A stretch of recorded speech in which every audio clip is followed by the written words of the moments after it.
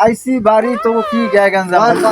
বউ বলা মানে হারাতে হুনি রাস্তাঘাটে কি অবস্থা কি আরে রাস্তাঘাটে চলতে দিবি না নাকি বল আগে বল কইতেছি আরে কুডনা বিড়ির কথা কি কমু দৌড়ে কালে পোলাটা চাইছে দুটো চাইলবা যা বই আই কাজ কাম হরে দৌড় দিয়া হ্যাঁ চাইলবা যা চাইছে মুই তো থাই দৌড়ে দেখতে পারি না কিছু না চাইলবা যা চাইছে করা চাইলবা যা বাজে দেবে হ্যাঁ বিড়ি হরবি কুরু কুরু কুরু কুরু হরে আর কি কমু আর কিছু বিরতে বাই দিয়া এখন চাউল বল কি ঘরে চাউল নাই নাকি চাউল আছে চাউল তো ডোলায় ডোলায় ভরা ব্যাগের মধ্যে ভরা পুহুরে বস্তা ভরে পুহুরের নিচেও থই দিছি কত চাউল আছে একই কি খাওয়া যাবে বইয়ের তলে ধুইছে তারে পোলাক করে না দিলে তো পোলাক করে খাইবি কত খিদে লাগে ছোট মানুষ একবার না দিলে তা কি কেমন হইব বাকি মুখ ঘরে তো বললো গো এরকম গ্যাঞ্জাম করো পরের মাইয়ে একটু আইছে তোর ভরসায় আরে মেম্বার সাহেব হনেন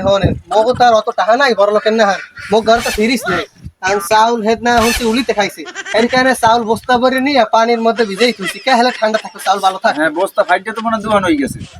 কে দুহান হইবে কে তো পানিতে মধ্যে থুইছো এর মধ্যে দুহান হয়েছে না বস্তা কি বস্তা আছে এত আর মাইড হয়ে গেছে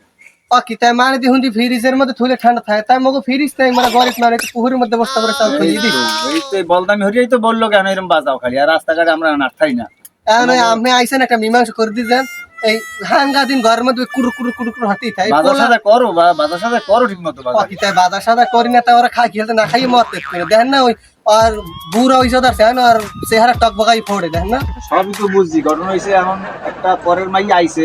তোর ভরসায় তোর আদর যত্ন করতে হইব তার মায়া মমতা দিতে হইব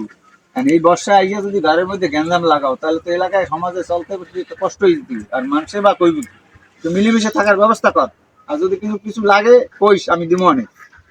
আছি যেহেতু এলাকায় এটাও তো কাকু বুঝি ঠিক আছে মেম্বার সাহেব কিন্তু পরে এত বুঝে ও মোটে বুঝেই না